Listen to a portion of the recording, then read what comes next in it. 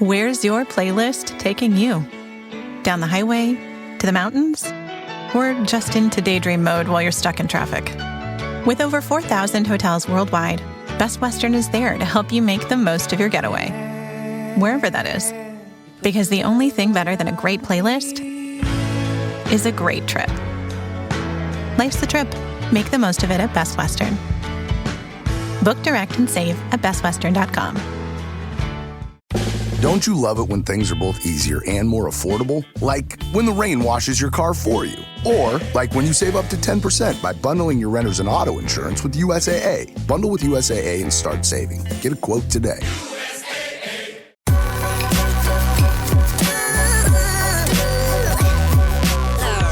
The following is a presentation of the Belly Up Sports Media Network.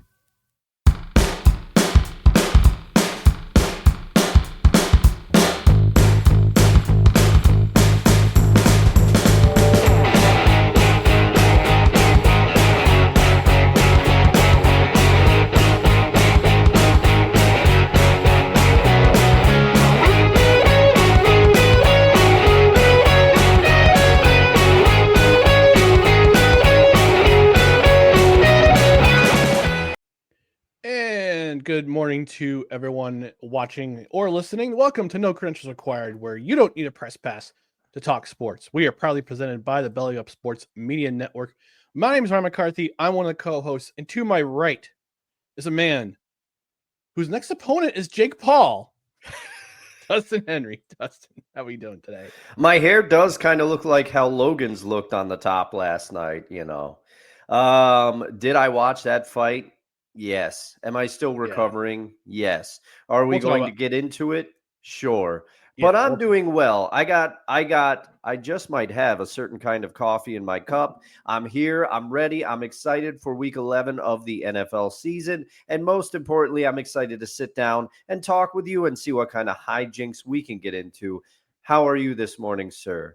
I'm doing all right. I did not watch the Logan Paul fight because I don't have Netflix. So I cut my subscription a while ago when I wasn't really watching a whole lot. And, you know, people are talking about this fight. Oh, it's going to be great. It's going to be Tyson Paul. It's going to be 60-year-old, 50-year-old, 58-year-old man taking on a guy who trash talks every all time and blah, blah, blah. And it's like, yeah. I'm just going to watch a documentary on the Quebec separation referendum from 1995 instead. Oh, man. I still remember that. I had to in 6th grade.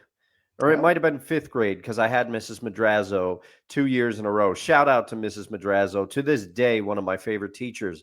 But we had to make a political cartoon. And mine, because I couldn't think of anything else because I didn't have an original thought, was the Quebec separation referendum, and I drew a little picture of Jean Chrétien and other people trying to pull with a rope to keep it together. You know, it was she was like, for example, you could do that, and I was just like, 5th, 6th grade B was like, I'm gonna do that. Jean Chrétien trying to pull Quebec back into United States, back into Canada. I remember the whole thing. I was into it because I took French in high school, so I was immersed in that. I went doing a couple class trips to Quebec and Montreal, especially, and I remember them saying that if they had voted yes, the maritime provinces, being Prince Edward Island, Nova Scotia, New Brunswick, and Newfoundland, they were going to apply for stateship. They're going to apply for you to be U.S. states. Oh, okay. So it was there's a lot of things that could have come about if they had voted yes, but thankfully they voted no, and Quebec is still in Canada, although there's 30 years later. Almost 30 years later. God, I'm old. Me too, man. Me too. Not as old as me. But yeah, so that was my night last night. After 12 football talk, extra. With, I did see a couple clips from the show, but last night I was at a local watering hole catching up with somebody after work, and then the fight started at the bar because this thing started at 8 o'clock, and it went all the way, which I'll get into later. There were problems which caused I did not finish watching this thing until 12:30. It was a long sojourn through, and I feel like an idiot. But on the subject of the political cartoons, I have to give a quick shout out to one of my classmates from that class because he came up with a great idea. If you remember, Ryan, this time-wise, this was around the strike shortened season as well of 1994, so same type of deal. And he drew a bunch of baseball players with celery on their head, and then he said, "What are these celery caps anyway?" And for fifth or sixth grade, I mean, that's pretty good. That's pretty good. You got to give it to him. That's fantastic. All right, before we get into everything else in this episode, let's just remind the people at home kindly to follow us on social media. We have Facebook, facebook.com/NoCardsREQ, Twitter, Instagram, seriously use TikTok @NoCardsREQ, youtube.com/@NoCardsREQ. On the podcast side, you can subscribe to the podcast on whichever podcast platform you are on, whether it be Apple Podcasts, Spotify, Spreaker, Amazon Music, TuneIn, iHeart, Pandora, and don't forget to get notified. Hit that notification bell on Twitter. I still refuse to call it X, and on YouTube. That way you know when we're live. Rate and review on the podcast side. Rate and review. A 5-star rating would be very helpful. A review would be helpful. A comment on Spotify would be very helpful as well. That way the show gets out there. People know about it. Tell a friend. Tell a friend. Telegram. Tell a wrestler. Shout out Bruce. Shout out Conrad. Conrad and Bruce Pritchard. Yeah. Show. Let people know about the show. And engage with us. We got some comments in the comment section already. We'll talk about them in a second. But we're a live show. And to push things forward a little bit on set for today. But we're also live on Tuesdays at 7:05 Eastern. We'll be back to our regular 7:05. Yeah. Every once in a while, I still stumble and go for the 8, but yeah. But leave a comment. Leave a comment if you're watching live or you're watching on the replay, whether on YouTube, Facebook, Twitter, on Rumble. Leave us a comment, and I'm gonna play that magical sound. It's a great wake up sound. Gets me going. I know it gets you going too there, Dustin. Oh yeah, it's chime time. It's chime time.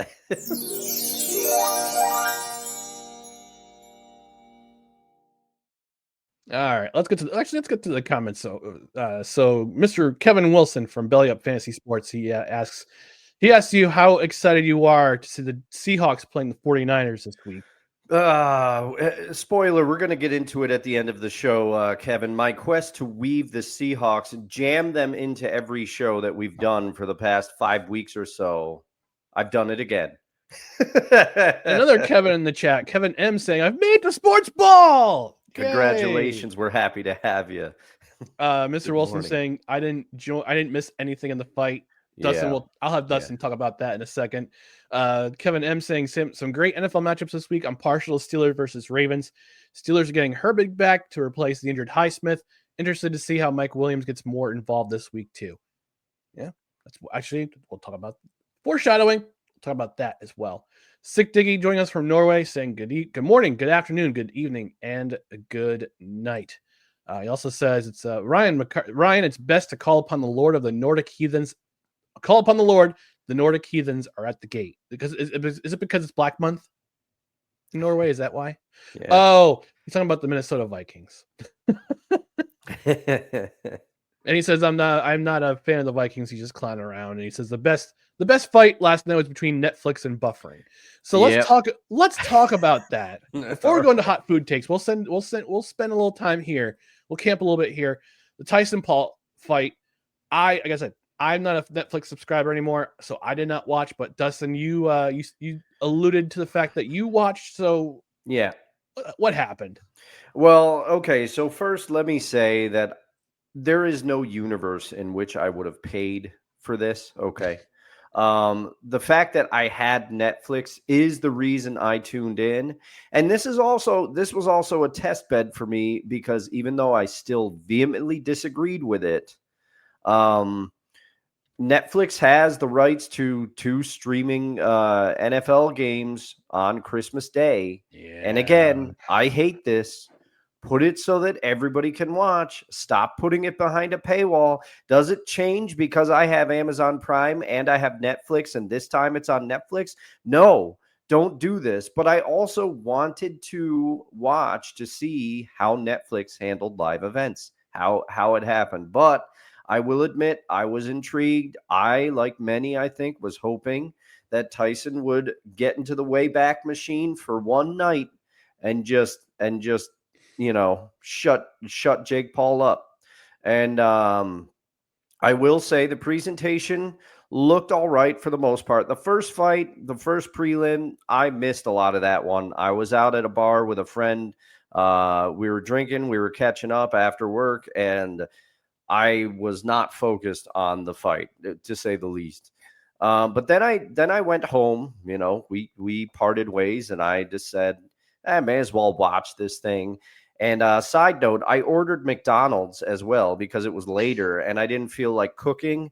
So I was sitting there and eating McDonald's and watching this, and it was not like, it didn't make for a great marriage. At the end of the night, McDonald's always makes you feel, and I don't know if you feel the same way, Ryan, but when I eat McDonald's, when I have a craving for it, nothing will satisfy that craving except for McDonald's. But then when I eat it, like, it's the most, like, in the moment, I am happy. And this was good McDonald's. It was quality McDonald's. Nothing against McDonald's. I still stand by their nuggets. Hot mustard is the dipping sauce to rule them all. But as soon as I finished the McDonald's, like, I was just kind of like, I felt empty after. Like, I could have eaten a whole other meal after it. Like, in the moment, I am happy eating McDonald's. But then shortly after, I don't want to say that I have regrets, but that's kind of what it feels like. And I don't know if you feel the same way. And I kind of felt the same way about this fight, to relate it all back. I have a tendency to ramble, and I'm in my zone right now. But that's how I felt about this, because the prelims, the welterweight fight was awesome between the Barrios and Ramos. That was a good fight. That was just a straight up boxing match. And Barrios was winning in the early rounds convincingly, but Ramos hung in there, and he almost came back to take the fight. They both knocked each other down one time. They both had some good flurries and some exchanges, but Barrios had more reach. And then I watched the Katie Taylor versus Amanda Serrano fight. Guess what? Amanda Serrano got robbed. I don't know if you heard anything about this, Ryan, but I saw a quote about headbutting. Yes, Katie Taylor was headbutting Serrano. She did it twice. And, Serrano's trainers were not happy. Her corner called them out after and said that Katie was fighting dirty. And the judges gave the fight to Taylor, which I was rooting for Taylor coming into this one. I don't know why. I just was like, hey, this lady has a lot of belts. I'd like to see her keep them all.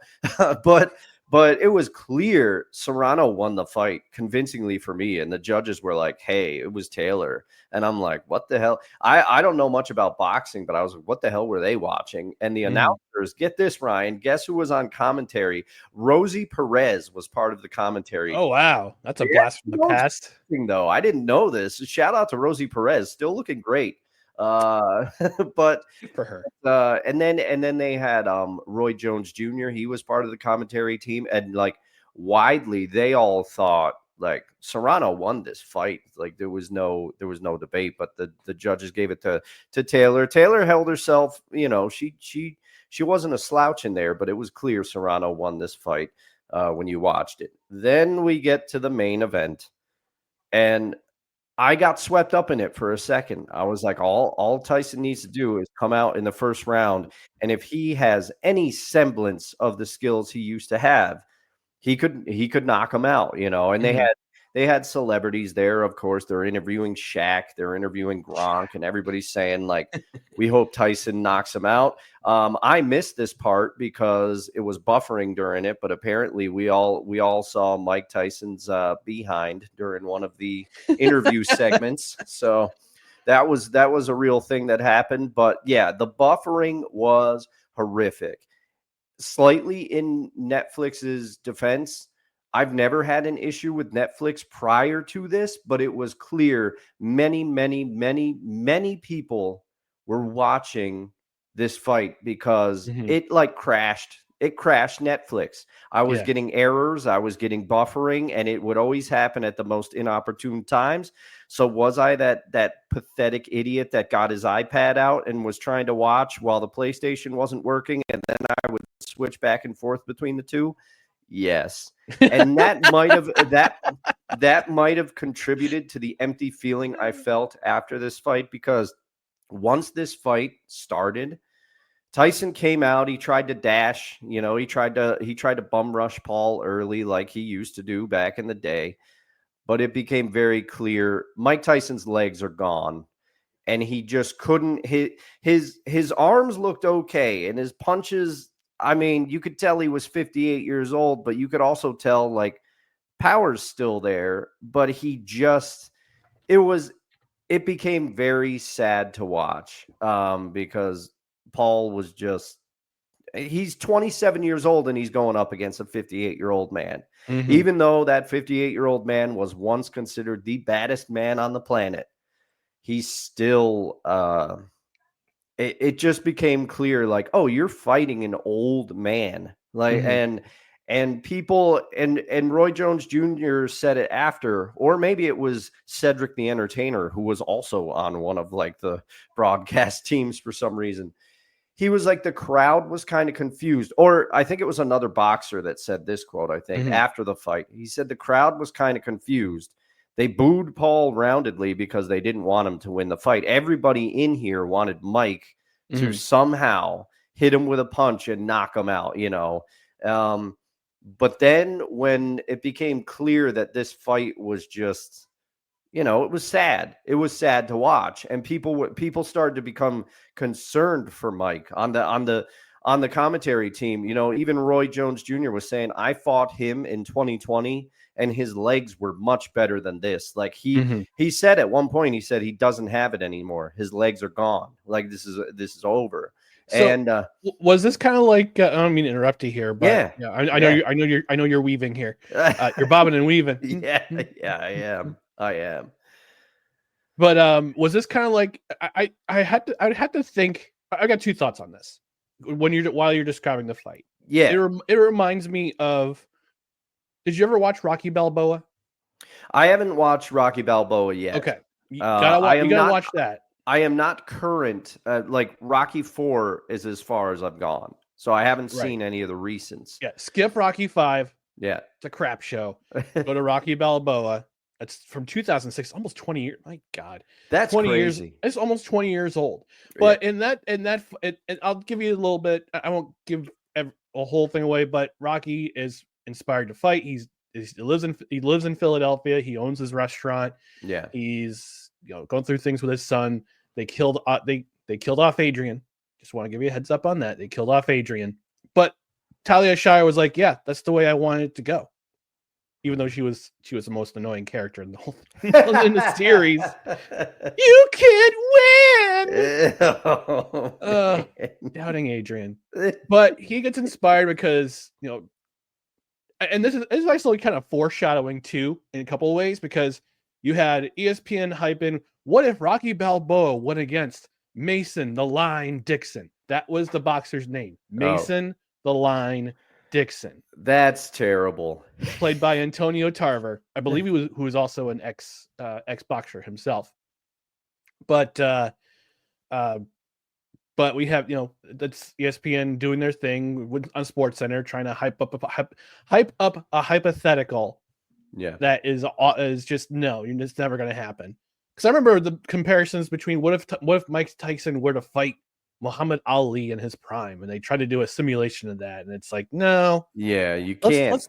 So it was kind of like this, where Rocky Balboa stepped into the ring at roughly the same age as Mike Tyson. Yeah, going up against Jake Paul, who was roughly the same age as Antonio Tarver, so or Mason the Line Dixon. So that kind of went in my memory banks a little bit. And then you talk about Netflix. And you're right. You're absolutely right. This is a dress rehearsal for Christmas Day when they're broadcasting not one, but Yeah, two but two. NFL games. One of them is going to be terrible because it's the Raiders, who are just god awful, against the Chiefs. It's going to be a blowout. I think the other one was was it Ravens Steelers? It's Ravens Texans, I think. Ravens Right. Texans. Real time research. Ravens Texans, and I think the Chiefs might be going up against the Steelers, but I'm not 100% sure. I'm trying Let's do some real time research. Raiders Chiefs was last year Christmas Day. That was that big update. Yeah, that was a big upset. Yeah. So yeah, you're right. It's Chiefs Steelers, and then at 4:30 it's Ravens Texans. So yeah, this was definitely you're definitely right in that this fight is a dress rehearsal for what they might be able to accomplish or not accomplish for the NFL when they broadcast both those games. Jerry Jones was on the broadcast last night because it was at Cowboy Stadium. Jerry World there. But yeah, it just became very sad to watch, and it was clear, at least to me, and I'm not educated on boxing all that well, although Sick in the comments is saying power is the last to go, and when you get old, speed is one of the first things to go. I would agree with that. But it just, people became concerned for Mike, and then it was clear to me that Jake Paul could have knocked him out and did not. You know, he kind of held back a little bit. And after the fight, Jake Paul was respectful towards Mike Tyson and stuff, and because they interviewed both of them in the ring. But it was just sad, and it felt like me after demolishing that McDonald's. In the moment, I was happy, and in the build up to the fight, I was happy. But once it was over, and all the buffering issues and everything that happened, you know, I felt that emptiness. And after the fight, Mike, they're like, "Are you done? Is this it for you?" And he goes, "I don't know. It depends if the situation is right." And I'm going, "Oh man, like, do not do this again, Mike." Because don't Apollo Creed yourself, Mike. Yeah, it's one of those things. He had a medical emergency a month before this. He did. Like, that's probably one of the reasons why his legs were gone, because he had that medical. He had, I think, was it diverticulitis? It was an ulcer. Ulcer. He had an ulcer, and he was spent some time in the hospital for that. So I wonder if that had to factor in his legs being jello if they were. Yeah. All right. And I mean, both men got paid for this. Both of them got a huge bag, and and that sick thing he says at the end of the day, both men got paid, not paid, paid. Yeah. They got the bag. Yeah, and I mean, okay. Part of it is, too, that I felt like they got me. Like, I got swept up in the nostalgia for like half a second. I was like, if this thing goes 1 or 2 rounds, Mike's got a shot. But then it just became clear that he was shot. Like, it was over, and it just felt bad. And like I said, to me, Jake Paul could have easily knocked him out, but he didn't. He held back, and I think that boxer was straight on in his assessment. The crowd did not want to boo Mike, but they were not happy with the outcome of this fight. So the crowd didn't really know what to do. They booed Paul and they cheered Mike heartedly when they were making their entrances. But once the fight turned and it became clear what it was going to be. And if you didn't see this fight, now that it's like stored in Netflix, in the Netflix servers, go back and fast forward. The commentators are legitimately concerned. There is like legit concern. Everybody started to worry something bad could have happened to Mike in here. Something bad. So I do have to say, a lot of people were saying it was staged. People were talking about a script got leaked for it, blah, blah, blah, on the internet, all this garbage. Oy vey. The one thing that I have to say, and I am no Jake Paul fan, but there's 2 things. One, the guy is a genius because he makes people hate him, and people keep tuning in, waiting for him to get knocked out. But it's never going to come because he's very strategic in picking his fights. He's not fighting like current boxers. He is fighting former MMA fighters, a 58-year-old Mike Tyson. These are not like, boxing fighters in their prime. So he's going to keep doing this, and he's going to keep getting money. Like after the fight, they said you've called out Canelo in previous interviews. Like, are you willing to say it here? And he didn't. But you got to take your hats off to the marketing genius that it is. He makes people hate him, and people want to see him get knocked out, and people keep paying for these fights. Yeah. And I don't think this was staged. But the second thing I have to take my hat off to him for is he could have hurt Mike Tyson, and he did not. That was my reading on the fight. He did not go full tilt. After the fight, he's like, "Oh, I was afraid he was going to hurt me if I got too close, so I didn't do it." But he could have hurt, given the age gap and how gone Mike's legs were. He really could have hurt him, and I'm glad that he, at least to my eye, did not capitalize, because he could have. And I've gone too long on this, so yeah. Well, let's go some comments, and we'll go to hot food takes, and we'll take a quick break. So Kevin Wilson saying, "Tell it, Dustin." Oh, he also said Kevin Wilson plugging his article on Belly Up Fantasy Sports about Mike Williams. Sick wanted to join the conversation, but we got a tight schedule today, so sorry, Sick. We would have loved to have you, but we got football to talk about today. Kevin Wilson saying, "Kill it, Dustin. I'm tired of football being behind paywalls as well, and I have Netflix and Prime." And don't forget, when Prime started out broadcasting the Thursday night games, that was a rough. Was rough too. It was terrible. Yeah. It couldn't even. They didn't even have a first down line when they started broadcasting. It was crazy. No, it didn't. Six saying Barrios and Ramos was a great fight. Taylor and Serrano was controversial, to say the least. Yeah, Serrano won that fight. So Rosie Perez joining Roy Jones Jr. and Mauro Ranallo, formerly of Pride and WWE. Yeah, and you mentioned Jake Paul. Logan Paul was a heel in WWE, and he's actually not that bad of a wrestler. Yeah, no, you got to give it to him. He's very talented. Even fellow wrestlers are like, we can't believe how fast he picked everything up. So. And sick job of them comments in the chat. We can't get to every one of them, Sick, but he says the Paul brothers are notorious for drawing heat. They understand that negativity pays. Yeah, that's Jake Paul. Jake Paul did it in the box, is doing it in the boxing ring, and Logan Paul's doing it in WWE. He did it pretty well. So, not bad, but hopefully this is Mike Tyson. Tyson takes a step back from this match, because when you're being interviewed after post-fight, you see guys getting interviewed on sidelines, off the ice, off the court. They're full of adrenaline. So at that moment, they're not thinking. They're starting to come down from that rush.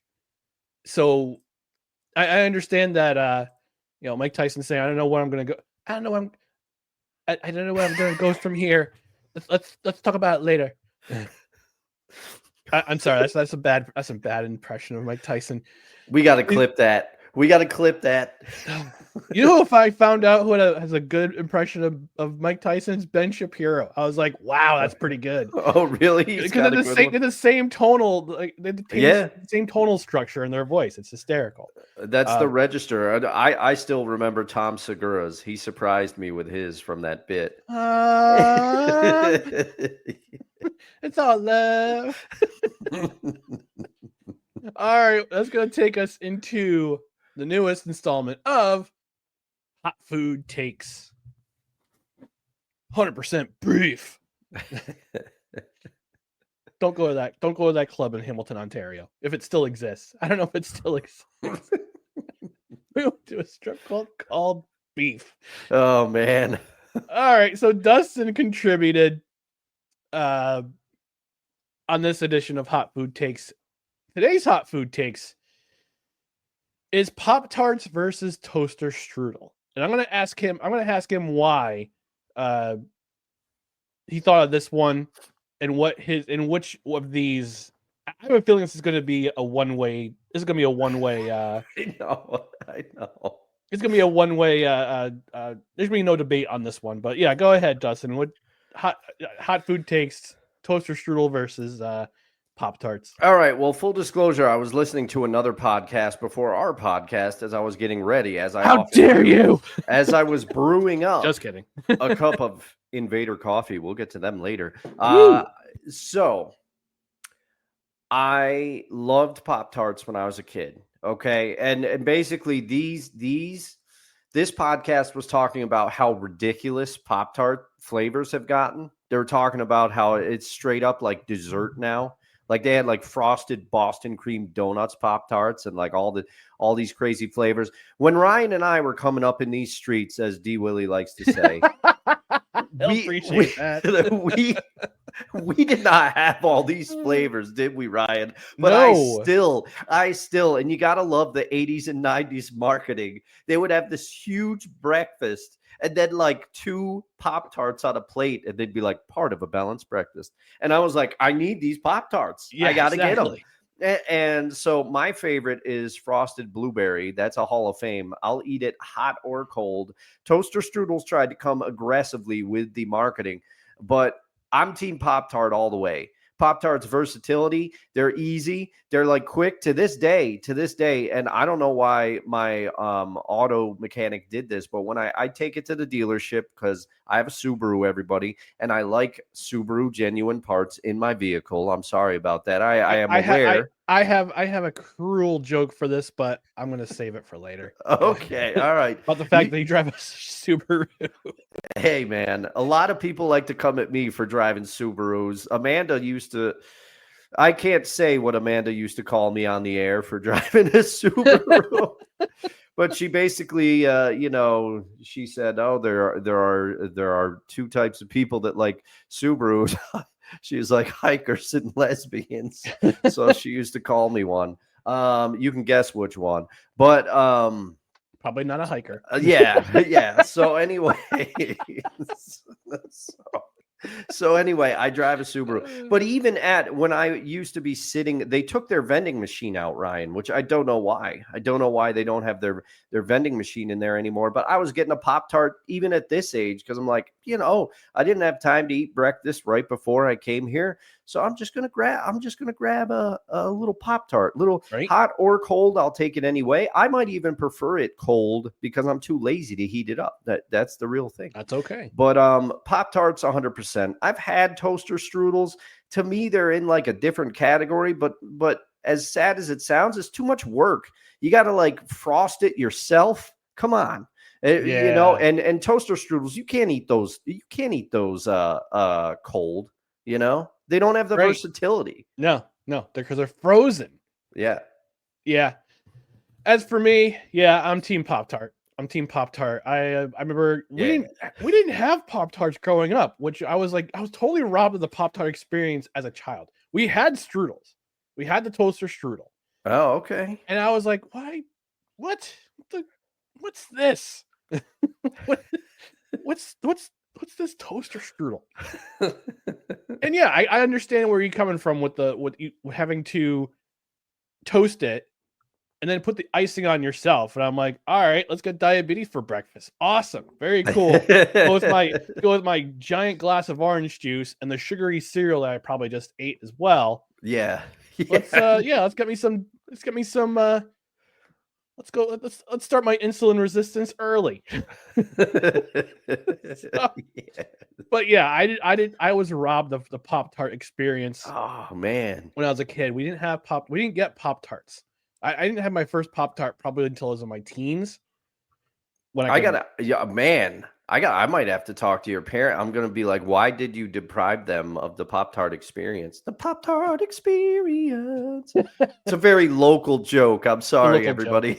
Yeah, if you're local to the 518 Capital Region area, you'll get it. You'll get that. You'll get that song. You'll get that tone. You'll get that tone. But no, for me, it's Pop-Tarts because Pop-Tarts like you said, you can find them in the vending machine. They're right on the spot. They're a great snack. You don't have to heat them. You don't have to heat them up. Also, unfrosted Pop-Tarts can go back to hell where they belong. They are from Satan. Yeah. They are from Satan. Send them back to where they belong. Preach it. Hallelujah. Yeah. I agree. Or even worse. Pop-Tarts back. Or even worse. Oh, the brown sugar Pop-Tart from Kevin M. That's a good one. That's a good brown one. sugar's a good one. Brown sugar's a good one. But for me, I know you mentioned blueberry. Blueberry's one of my top 3. All right. Cherry. Okay, cherry Pop Tarts. I'm a big fan of cherry Pop Tarts. All right, cherry Pop Tarts. You and my sister are lockstep in that one. I don't think I've had a Pop Tart much more recently than she has, but I think cherry was her jam, frosted cherry back in the day. But yeah, even worse, Ryan. And special shout out to Dad because you tried. But when my parents first got divorced, Dad moved into an apartment, and we would be there on Saturdays, and he was like, "Oh, the kids like these Pop Tarts," but he used to go to this grocery store. I can't believe the name of. I think it was called Star Market or something like that. I got to ask my sister; it's escaping me. But he got their brand of Pop Tarts, and he's like, "Oh, I got you those Pop Tarts that you like." No. It's like, no, these aren't it. These aren't it. I'm sorry. They were awful. They were awful. Yeah, I haven't had Great Value. Maybe I have had the Great Value Pop Tarts. Ooh. I don't know. Yeah. This might have to be a no breakfast, no kitchen required. Should we get some Pop Tarts and get some Pop Tarts and rank them? All right. We could do that. Let's do that. Yeah, because they have the wild and crazy ones now. I don't know if you watch. I don't know if you got into you know who Matt Mitchell is. He's a YouTuber. Okay. And he used to be on it's a Southern thing, but they furloughed him, and he did his own. He's doing his own thing now. You just bless your rank, which I love. Is he the guy that was like trying the Mountain Dews or whatever? Yes. Okay. He was doing the Mountain Dews. He was doing the whiskeys, the energy drinks.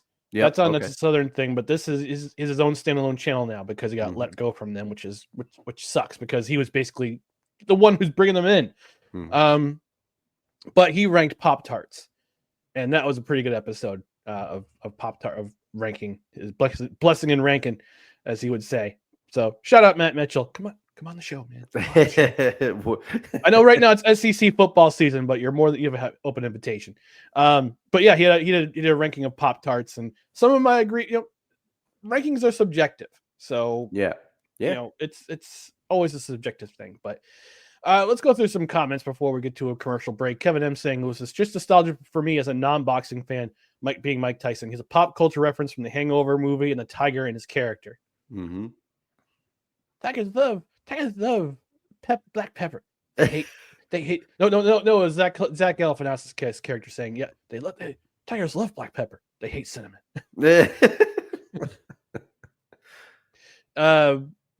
Sick asking you if you remember Richard Sherman getting all hyped up to the Seahawks beat the 49ers in the playoffs. Oh, of course. Try me with a sorry receiver like Crabtree. That's what you're going to get. Yeah, of course I remember that. I mean, that plays in my head every once in a while as I just pulled Aaron Andrews being all befuddled and like, who was talking about you? Who are you talking about? Talking about him. I can cover him. You can't get away from me. It's a sorry receiver. Stick to you asking toaster strudels? Yes. Yeah. United States of America. Yeah. We've got everything. Including toaster strudels. Kevin M saying toaster strudel was slightly before my time, to be fair. To be fair, with judging. Yeah. So, but he also mentioned the original brown sugar. That's in the top 3 as well. Yeah, that's a good one. Yeah, so yeah, top 3 for me: cherry, blueberry, brown sugar. All right, top 3 for me. We're gonna go blueberry, brown sugar, frosted strawberry. The basic ones. Like I was saying, we didn't have all these crazy ones that we have now. No, like s'mores and peanut butter and jelly, and that's what we should do, Ryan. For no kitchen required, we should rank the crazy new ones, and then we'll have to cut our foot off after. Well, I met Metformin, so you can take some of mine. Okay, all right. You gotta stay off the insulin resistance. Stick was asking, what in the apple cinnamon Cheerios? Apparently, they have Applejack flavored Pop Tarts, which I'm trying that. I was 47 years old when I realized that all the flavors of Fruit Loops, they're all the same. They're just different colors. Yeah. That Toucan Sam follow your nose stuff was bullshit.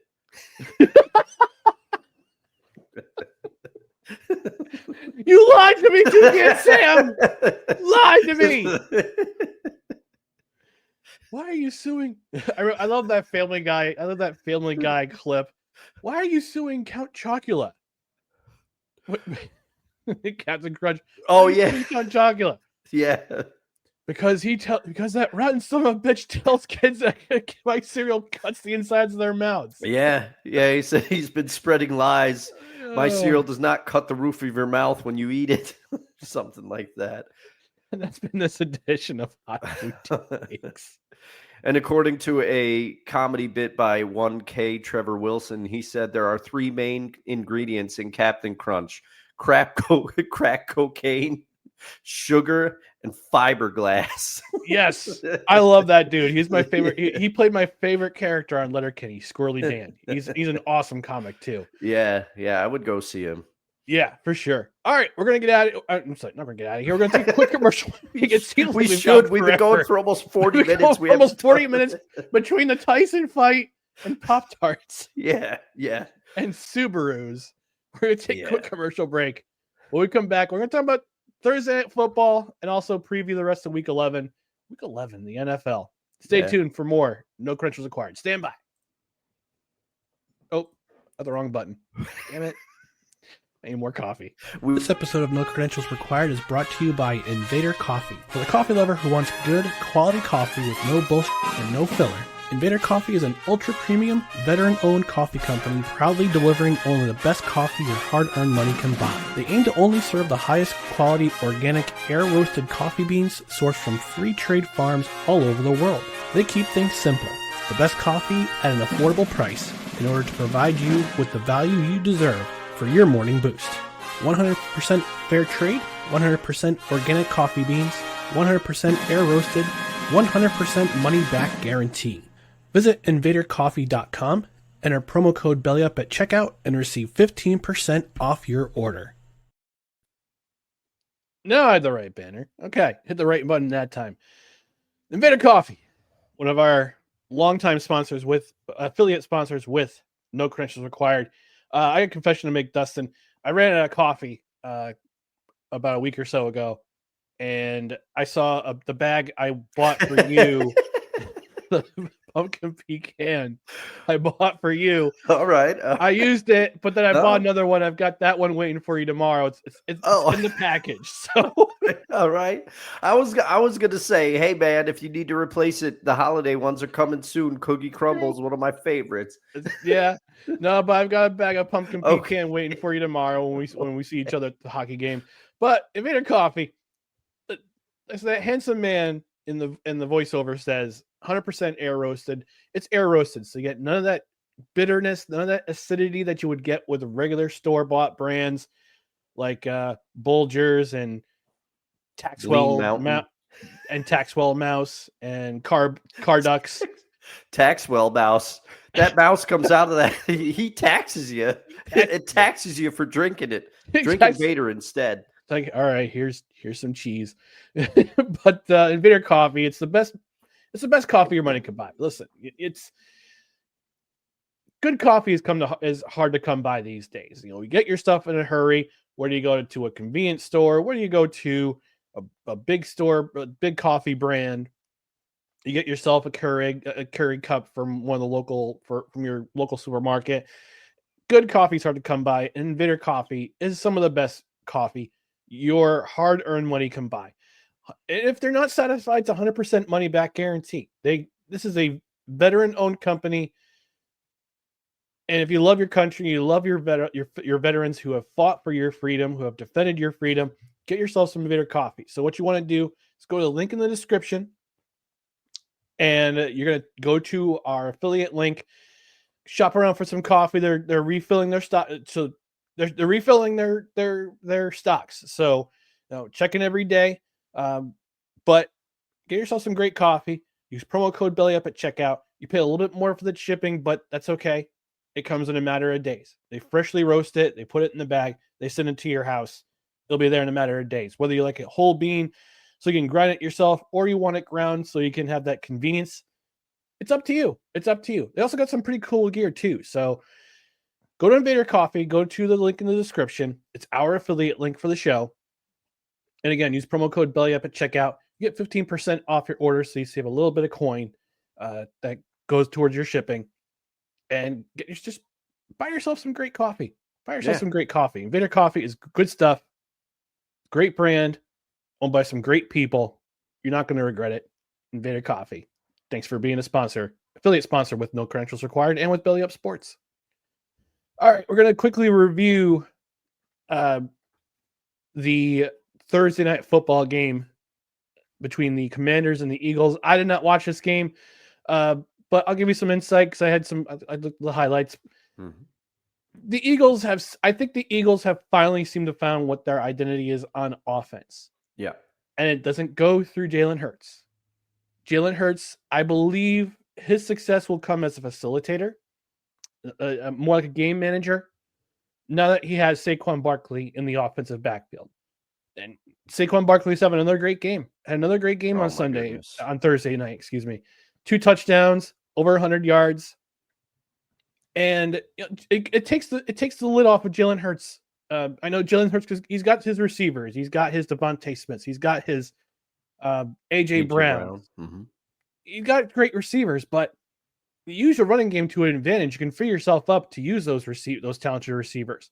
But right now, this offense is all about Saquon Barkley, and that's where the success on the offense is coming from for the Eagles. I know Eagles fans will not be satisfied because of Nick Sirianni and his decision making, but in this game, it just seemed like the road went through Saquon Barkley, and that's where their success, I think, their offensive success lies for the rest of the season. And their defense, also give a shout out to their defense. Their defense did a good thing too. They limited Jalen Daniels. They limited the run game for the Commanders. So that's my brief assessment of this game. Dustin, what was your take on this game? Well, I agree with you. I didn't see the majority of the game. I did see some of the game. It was another thing where I had plans on Thursday. I came home and turned the game on after that. Nobody cares, but I have worries about my 2 fantasy teams. I'm going up against Mr. Scott Mastriani, who's first place in the money league that I'm in this week. And Jaden Daniels was limited, especially for the standard that he has set early in his career. The Eagles defense did a good job of limiting him in this game. And I looked at some of the stats after the game, and I noticed that Austin Eckler had 89 yards receiving out of the backfield and a good number of receptions, which indicates to me that they were getting to Jaden Daniels a little bit and getting pressure, so he had to dump the ball off or throw some screens or whatever. But yeah, I mean, Saquon Barkley is the fulcrum of this Eagles offense, no question about it. And no disrespect to the Giants, I mean, but I think we all kind of forgot how good of an athlete Saquon Barkley was and is because of the fact that that Giants offensive line was not on the level of this offensive line. So they would hand it to Saquon and he would get 4 yards or something, and you'd be like, what the heck? But then you realize now, looking back on it, he probably should have got -3 yards, and he turned a net loss into a gain. That seemed like a lot of his years with the Giants. And we got to check on Mr. Mara's sleep cycles, because he said in Hard Knocks, I'm going to lose sleep. Oh, he's losing it, because Saquon is keeping this Eagles team afloat and helping them with the turmoil. And Jalen Hurts, he goes out of his way. If you watch after the games, I'm not a big Eagles fan, so I don't know as much as like Cool McCain and Jared and some of the people that follow the team do. But he compliments Kellen Moore. Anytime they have a good game, he's like, oh, good game plan put together by Kellen Moore. He goes out of his way not to mention Nick Sirianni. Nick Sirianni, he's lucky the team is as good as it is and that they're starting to find their stride, because they want him out of there. But yeah, the Commanders were kind of limited in this game. The Eagles are finally, a couple weeks ago, I think you said, Ryan, we don't know who they are. Yeah. Now you know who they are now. They're starting Yep. to figure it out. We're starting to figure. It's week 11. We're starting to figure it out. This is when teams start to figure themselves out, or they quit, like like most of the AFC is this year. My God, it's Wow. atrocious. Before we go to the rest of week 11, we have a new sponsor. As Oh no. Sticky has laid on us, the new chic, sleek look of Dustin is brought to you by Silky Salons, always smooth, always silky, and Snow Leopard Nail Salons. No mani pedis, we do hands and feet. Very good. I need a haircut. I'm going right after the show, Sid. I'm going right after the show. That's why my hair is down. For you longtime cred heads, every Saturday when my hair is down, it's because I haven't put product in it or done anything with it. Yeah, because I know I'm going to get a haircut. Yeah, after this. and I said as soon as I popped in the room today, in the green room, I said, "You're going for a haircut, aren't you?" Yeah. Dustin's like, "Yep." yeah. All right, we're going to talk about what appeals to us in week 11 of the NFL. Just want to remind everyone who is playing their fantasy leagues, the bye week teams are as follows. The Cardinals, the first place, the current holders of first place in the NFC West, the Arizona Cardinals. Who saw that coming? The Carolina Trash Kitties, the New York Not So Giants, and the Tampa Bay Buccaneers. Yeah, I was like, you can't really go anywhere with this. I can't go anywhere with that. That's going to work out well. No, it's not. This is a family show. Damn it. Yeah. So we're going to start off with the most intriguing matchup according to what we think they are. And Dustin, I'm going to start with you. Who do you think? Which of these games? And if you look at the schedule, yeah, there's some rough games, but there are also some hidden gems. There are some gems in this in this week in the NFL. But go ahead. What's your most intriguing matchup? Well, again, Ryan, your intriguing matchup is a great pick, and when I saw that you had picked it, I was like, because I was like, I gotta come up with it. We cannot pick the same game. Hidden gem game. That's Chargers Bengals to me, but I did not pick it for the intriguing matchup because the Bills and Chiefs are playing. And has everyone gotten tired of the Bills and Chiefs? I don't know about everyone, but I'm not. You can't really call it a rivalry because it's been pretty one-sided in the Chiefs' way. The Chiefs have kind of been that person at the top of the mountain that the Buffalo Bills just can't seem to knock off.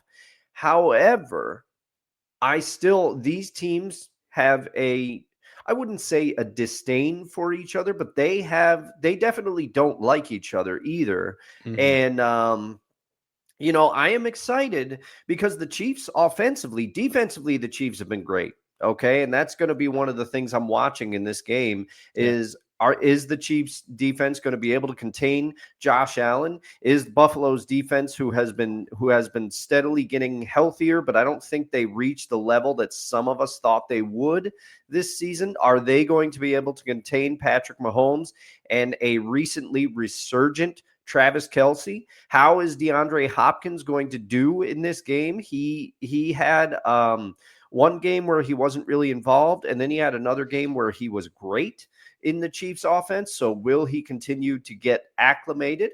And the same thing on the other side for Amari Cooper. The Bills did not have Amari Cooper the last time they played the Chiefs. And will Amari Cooper change the outcome a little bit? Will he be able to be a game changer? But I think that Chiefs pass rush could be a problem for the Buffalo Bills. But if anyone can knock off the Chiefs and get them to 9-1, I think it could be this game. The Bills are talented enough to do it. I think it's going to be a good one.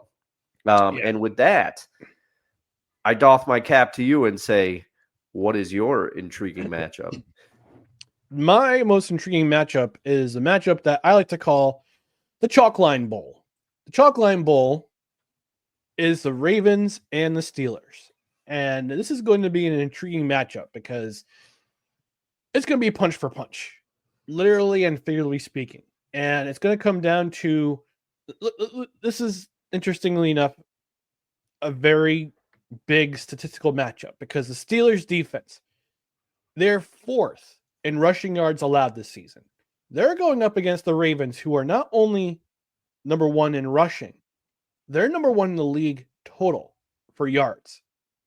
So that's going to be an intriguing matchup. But I'm also curious to see the pass defense of the Ravens, who are surprisingly, I think they're 28th or 29th in the league. That shocked me. But you also got to remember they played Joe Burrow in 2 of those games where they allowed over 300 yards. Lost both games, mind you. And I want to see how they do against a revitalized Russell Wilson. And I know we're not going to be watching most of the games because of the hockey game, but I'll be keeping my eye on at least the first half watching Red Zone of this game. Yeah. Just to see what happens. And I'll check the scores at the end during the game and whatnot. But this is going to be a fun game. It's going to be a really fun game. Yeah. Kevin M asks, he says, do you guys answer to fantasy football start sit? We don't. We're not that. We just do games we're watching and things that are kind of noticeable to us. We don't really dive deep into the fantasy thing because I don't have time for that. Yeah, I mean, I will say off of the options you gave me, my instinct says Warren. He seems to be having a slightly larger role in the Steelers offense. But if you really want that answered, reach out to our very own Kevin Wilson in the chat because he is very much a fantasy expert and he'll be able to answer that question for you. Check his articles out on Belly Up Sports as well. BellyUpFantasySports.com. You got it. That's right. Sick was also saying it seems like Saquon Barkley's finding his run and Jalen Hurts needs to find his stride. But like I said, Sick, it comes back to Jalen Hurts. I think Jalen Hurts is more of now that he has Saquon Barkley, like a talented guy like Saquon Barkley. This is something this is the thing that the Eagles have been missing since drafting Jalen Hurts is an effective running game and a stud running back. Mm-hmm. They now have both. So it takes the pressure off of Jalen Hurts and he can just do his things, do the things that he needs to do. And he also says the Commanders are just going through growing pains. Yeah, this is a young team. They're figuring things out. So yeah, this is a team that's kind of figuring things out. They're 7-4. I mean, they're still in a good playoff. They're still in a playoff position. So I think there's definitely be some growing pains. They're a younger team, but they've got some veteran pieces they can work with. And this was just a rough game for them. They're going through a rough patch. So, and plus having to play 2 games in 5 days again with the Thursday night schedule. I hate Thursday night games. This is one of the reasons why I hate Thursday night games because some teams are prepared and some teams aren't. Although they did play very well, but they allowed those 2 touchdowns in the fourth quarter that kind of allowed the Eagles to pull away at the end. So, So we're gonna dovetail into Desperation City / Bounce Back City, and my Desperation City / Bounce Back City pick this week is Rams Patriots, and this is more so of the Rams because right now we've talked about the NFC West the last couple of weeks and how it is wide open right now, wide open. Yeah.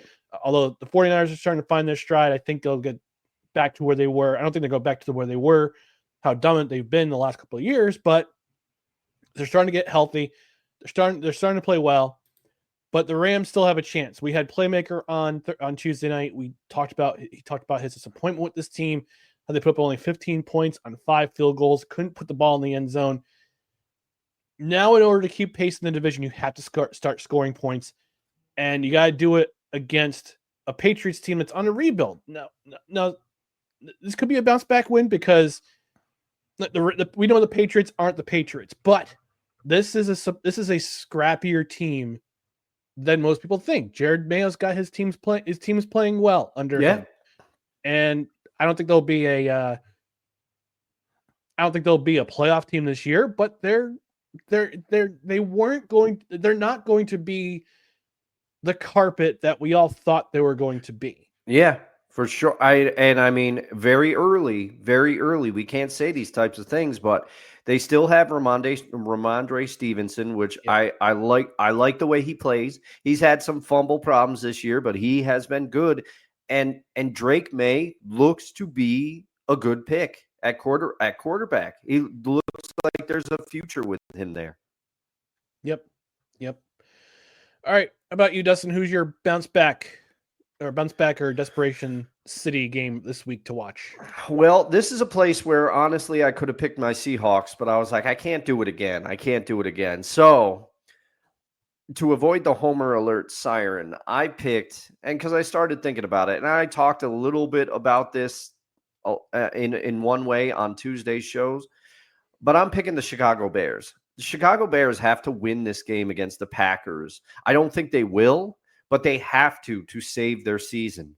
They just let Shane Waldron go. We'll see if that provides, a little bit of a spark on offense because they've looked inept on offense. The Bears defense has been regressing, although they are not the problem with this team. A lot of the offensive weapons that we thought, it's just that Caleb Williams so far, it hasn't really worked out with him getting some of them the ball. They've had some injuries, etc. DeAndre Swift. The Bears have some weapons to make this a close game, but I don't think it'll happen. But this is a game that they need to win to have any prayer of keeping their season alive, because look who else is in the division. You got the surprising Minnesota Vikings, who some could argue are the surprise of this NFL season. Even with their recently not as great play, they're still in play for this division. You got the Detroit Lions, who look like the class of the NFC right now. The Eagles may have something to say about that later in the season, but for right now, nobody's topping the Detroit Lions.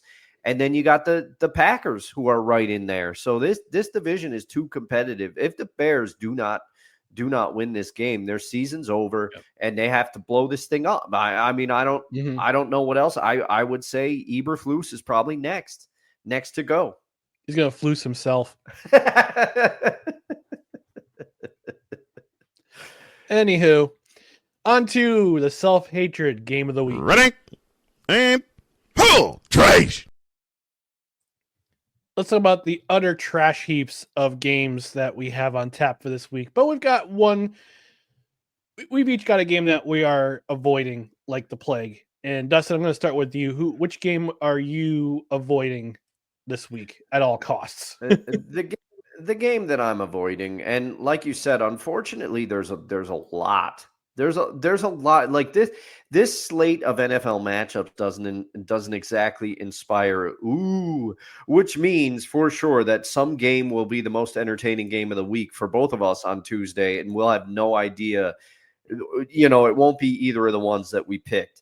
But I'm going Saints versus the Browns. I mean, come on. This game, both teams are reeling. Both teams, this game has no stakes. Both teams are hopelessly, there's no way the Browns are going to contend for a playoff spot. Same for the Saints in the NFC, even though they're in the crazy NFC South, both the Falcons or the Bucks are taking that division. There's not a world where the Saints are going to take this. The Saints lost one of their main offensive weapons, Chris Olave.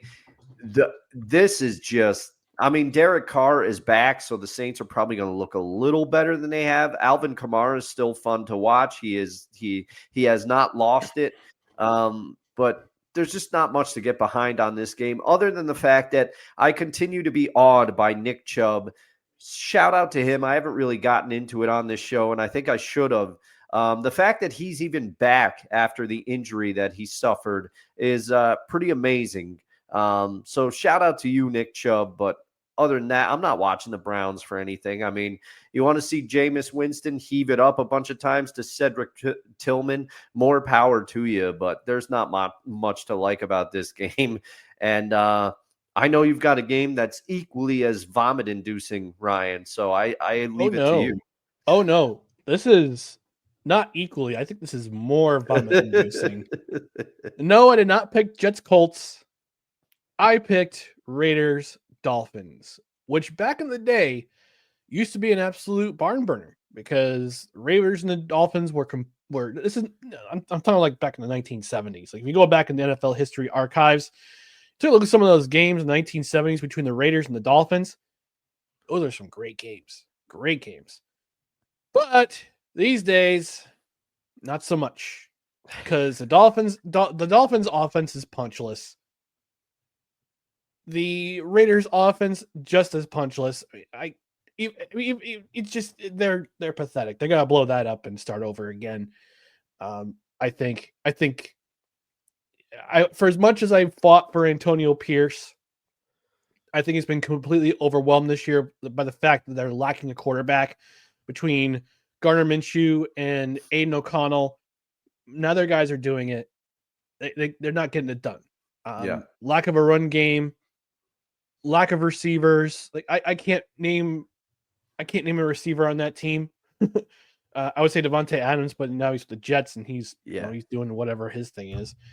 But this is just an awful matchup, and a lot of these 1 o'clock games. We're not another week where we've got a lot of 1 p.m. games and only 3 o'clock.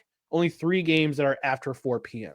Yeah. And I hate this type of schedule. I hate it. Yeah. So much. I'm gonna play that hate. Yeah, this is how much I hate it. I hate it so much. Where is it? Where is it? Oh, there it is. Oh man, hate.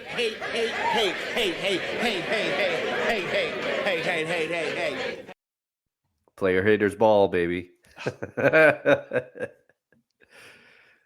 Oh man. Next person who talks getting shot. Silky. Or no, was it Silky Johnson? I can't remember. Dave Chappelle was Silky Johnson. Silky Johnson, but who was Charlie Murphy? I can't remember his name because I think he's the one that Nasty. said that. It was Buck Nasty. Yeah, Buck Nasty. Yeah, he said the next person that talks is getting shot. Oh man, you corny. Oh man, let's go on with this, but we got the rest of the show to do. Players to watch on offense. I'm gonna start off with this one. I have my eye on Sam Darnold, and I'll tell you why I have my eye on Sam Darnold. It's because he's starting to come down to earth. Yeah, a little bit. He's been showing that that propensity to throw an ill-timed interception, to try to throw a ball in tight windows, like he did when he was on the Jets, like he did when he was on the Panthers. Can't really say to an extent on the 49ers because we only saw him for 1 year and he only played in 1 game. But he's starting to show his flaws, right? So showed it last week against. I mean, the Vikings beat the Vikings beat the Jaguars last week by a score of 12-7. Yeah, this is an offense that was scoring in the 20s and the 30s. Well, for the first bunch of games this season, and now they're 7-2, and they're starting to become the frauds that they were a couple of years ago when they were they were the worst 13-4 team ever. They're starting to show that again, and I think Sam Darnold is taking a step back a little bit. That's just my humble opinion. And now he's going up against a Titans defense, which is pretty good. Even with the record that they have, they're still a pretty good defense. So that's my player to watch this week. What about you, Dustin? Who are you watching on offense this week? Well, if you were wondering when is he going to fit the Seahawks into the show, the time is now. Homer alert! Abraham Lucas is returning to the offensive line for the Seattle Seahawks, and DK Metcalf is also supposed to return for this game. So those are the two that I'm going to be watching because I am not looking forward to this game. Kevin Wilson asked earlier in the show, how do you feel about, the Seahawks playing the 49ers? This game could go real sideways for the Seahawks, and the Seahawks are also in the position, if they want to keep pace in the NFC West and have any shot, they need to win this game. But again, I do not think it is going to happen. But Abraham Lucas, will his return to the offensive line aid the offensive line and give them the opportunity to open running holes for Kenneth Walker and Zach Charbonnet? And will they be able to protect Geno Smith at all? This is the same offensive line that gave up eight sacks, 8 or 9, I can't remember which, to the New York Giants. Now, the New York Giants, the defensive line has been one of the strong points to the year. The Giants wanted to generate a pass rush in the offseason, and they've done that. It's one of the few things that they got right with their signings. and free agency and things like that. But still, I am afraid, and I am looking for any sign that the Seahawks will be able to protect Geno in this game at all. And I'm wondering if Abraham Lucas, I mean, a few seasons ago when they were both drafted, one of the last seasons that Carroll was coaching the team, Abraham Lucas and Charles Cross did a lot to stabilize that offensive line, but they have been oft injured over the past. Especially, we can ask Kevin, we can ask Staniel. They know. We can ask Bronco the same as well. Anybody who's a Seahawks fan knows how often Abraham Lucas and Charles Cross have been injured, and I want to see if this has any impact on the game. And also, DK's return speaks for itself. How will it impact the recent emergence of Jackson Smith-Njigba, who played very well when Geno was out, when DK was out of the lineup, rather. But will adding DK back into this offense at least give them some prayer against the 49ers? I don't think so, but it's wishful thinking. I'm the king of wishful thinking for this game. I forgot who's the artist who sang that song. I know. I don't know. I was gonna do it. I was gonna say it, but I can't. West. Oh, okay. All right. But not to add to your concern about. Well, unfortunately have to add to your concern about the offensive line, because late yesterday afternoon Eastern time, the Seahawks announced that center Connor Williams retired. So they'll be starting Oluwatimi as at center in the lineup going forward. So, not to add to your concern, but oh man, your concern. yeah. Oh man, but how about you, Ryan? Hopefully you have a more uplifting pick for player to watch on offense. Oh, I already disclosed mine, but I picked Sam Darnold, but oh yeah, that's right. Jeez. I am like shaken. I am like shaken by the fear maybe of a Pop Fred Warner. But maybe a Pop Tart.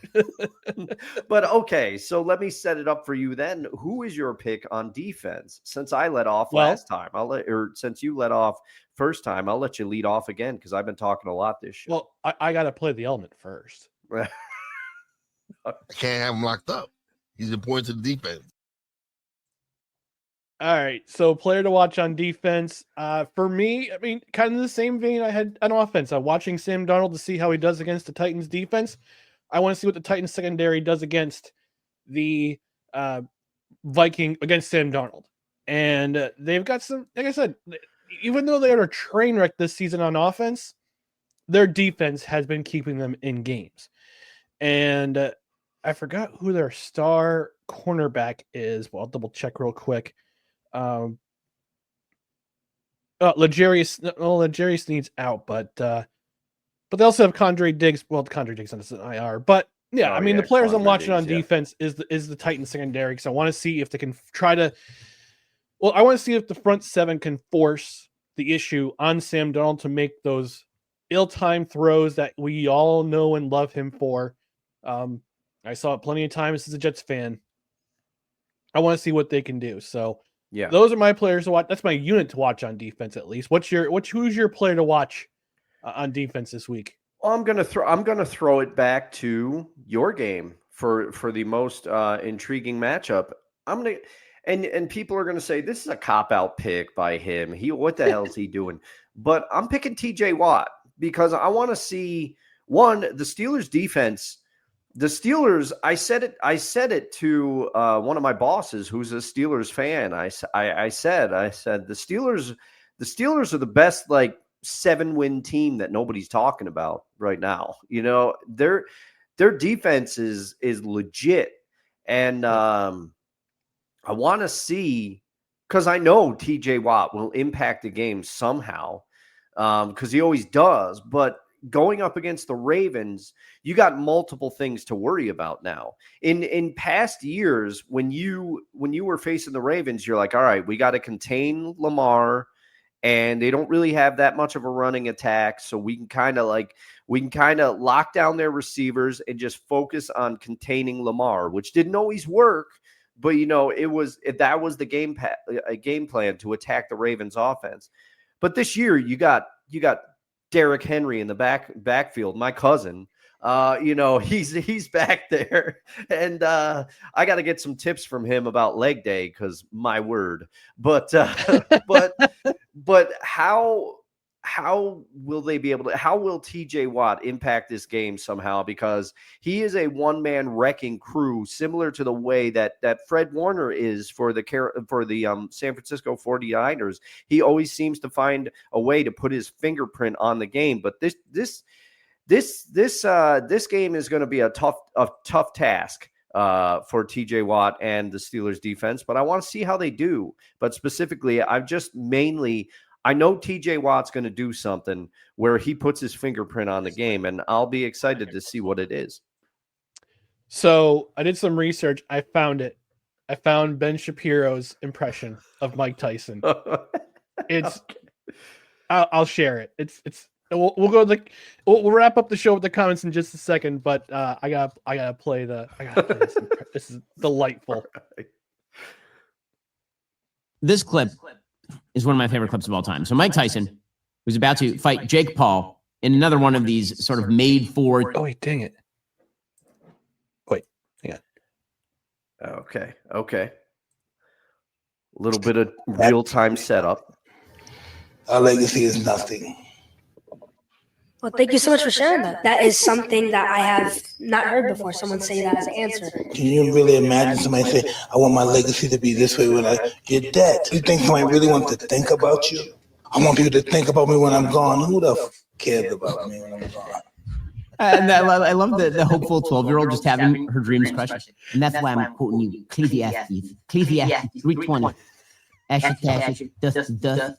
Everything in life there's a time. Everything in life there's a season. For living, for dying. We don't mean nothing. We're all gonna die someday anyway. Sun's gonna explode, eat all plants. Ain't nobody gonna be around to remember you then. We're just explaining something. If you ever read some Marcus Aurelius, and let me tell you about the Stoics. So the Roman Stoics. Because let me explain. Love it. Love it. More of this. Mike Tyson on philosophy would be. I would listen to that show every day. That'd be amazing. I'm going to explain to you how a little bit of Augustine and what he was saying about the city of God. I want it. I want him on Sartre. Existentialism. Let me tell you about existentialism. The idea that you don't mean nothing. If you walking around in a cold, empty universe on a rock, on a godforsaken rock, and all you got is your will, how you react to that. That's life, man. And then you die and don't mean nothing. I'm pitching this show for Daily Wire Plus. I am Mike Tyson on philosophy. 10 out of 10. Love it. He's got like the lisp now. Yeah, he's at the lisp, but I think he has the same kind of vocal tonage of that Mike Tyson has. They have the same baritone vocals. Yeah, the same pitch there. Man. All right, we're going to go through the comments real quick before we get out of here. Sick saying, I think Kyler Murray should focus on playing Madden NFL to get his head in the game. Listen, we've crapped on Kyler Murray the last couple of years. I know crunch is required. I have to give him his respect. I have to give him his flowers for this, how he's doing this season. Yeah. He's keeping the Cardinals in games this season, especially over the last month. He's been playing very impressive. I have to give him his flowers. Yeah.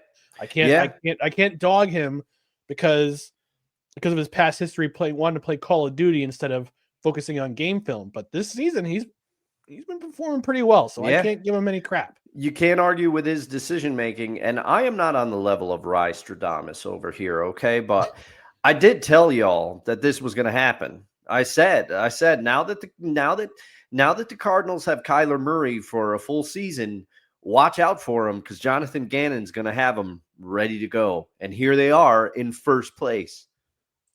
Yeah, that's true. That's true. Kevin's saying that the Saints Browns is a good pick for a dog game. I didn't notice you say anything about my dog game there. You spelled that wrong though, Kevin. We could have had a nice D-A-W-G. Yeah, you did that. He also says there's luckily more Jameson interceptions than total game TDs. Possibly. Could be. Could be. Sick giving us the lineup of the player haters ball. Silky Johnson played by David Chappelle. Buck Nasty by Charlie Murphy. Beautiful by Darnell Rawlings. And Pitbull from the actually, two of these guys on this list have left this realm. Yeah. Charlie Murphy, he passed away a few years ago, and Patrice O'Neill didn't. He was also in The Office. Yeah. He passed away a few years after that sketch. So yeah, two of those guys on the list have left this realm. Julie from Michigan saying, "Hey, hi, also, hey Julie, how are you? Glad you can make it." Yeah. Kevin M saying, "God for thick and rock." But yeah. And he also says Elise Shapiro wasn't quoting the Quran. People forget Mike Tyson's Muslim. I didn't forget Mike Tyson was Muslim. I knew that. He converted when he was in prison. So yep. Great impression very good impression by Ben Shapiro. He could have, though. I mean, he probably knows his way around Quran because, having to study because of his Judaic roots. But hey, we'll give it to him. But we're gonna get out of here. We got some things to enjoy this afternoon. But before we do that, we just want to remind you, please give us a follow on social media: Facebook.com/NoCredsREQ, Twitter, Instagram, TikTok @NoCredsREQ, YouTube.com/ @NoCredsREQ, and subscribe to the podcast. Subscribe on your preferred podcast platform, including Apple Podcasts, Spotify, Spreaker, Amazon Music, iHeart, TuneIn, Pandora, and please don't forget to get notified. Hit that notification bell on Twitter and on YouTube so you know when we go live or we post new videos. Also on the podcast side, rate and review. A 5-star rating would help. A review would help if you can leave a review. A comment if you're subscribed on Spotify, leave a comment. These all help the show. And whether you're watching live, thank you for everyone who's been tuning in live. Yeah. Whether it be Kevin M, Kevin Wilson, Sick Diggy, Julie, all y'all. Thanks for leaving comments. Again, they help grow the show. If you're watching on replay, leave us a comment there, whether on YouTube, Facebook, or Twitter, or on Rumble, which I'm going to post at 12:30 today. Leave a comment. Unless you're a thirsty hoe looking for work. No. We get a lot of likes. Poor. We get a lot of likes on a lot of people liking our posts on Instagram, and it's almost always always thirsty hoe Instagram model hoes saying, "Hey, look at my page. I'm 64. You're clearly not 64." Yeah. And no, I'm not going to click on your OnlyFans link. You also got the promotion hoes too, so don't forget about them. Saying, "I can promote your brand. We're poor." Yeah. We're going to get out of here, but thanks for tuning in to No Credentials Required, where you don't need a press. We got a late incoming comment from Dave Eagles Champ 34 saying Eagles best team in the NFC. They're on their way up, but I disagree with you, sir. I say it's the Lions still. It is the Lions, yeah. Until you beat them, it's the Lions. Anyway, we're going to get out of here. No Credentials Required, where you don't need a press pass to talk sports. We are proudly presented by the Belly Up Sports Media Network. For Dustin Henry, I'm Ryan McCarthy. We'll be back at 7:05 Eastern on Tuesday, talking about the rest of Week 11 in the NFL. So until then, have a great weekend, and we'll see you on Tuesday. Ryan, I'll see you at the hockey game tomorrow. And good morning, everybody. I couldn't do it. I tried. I forgot the lisp.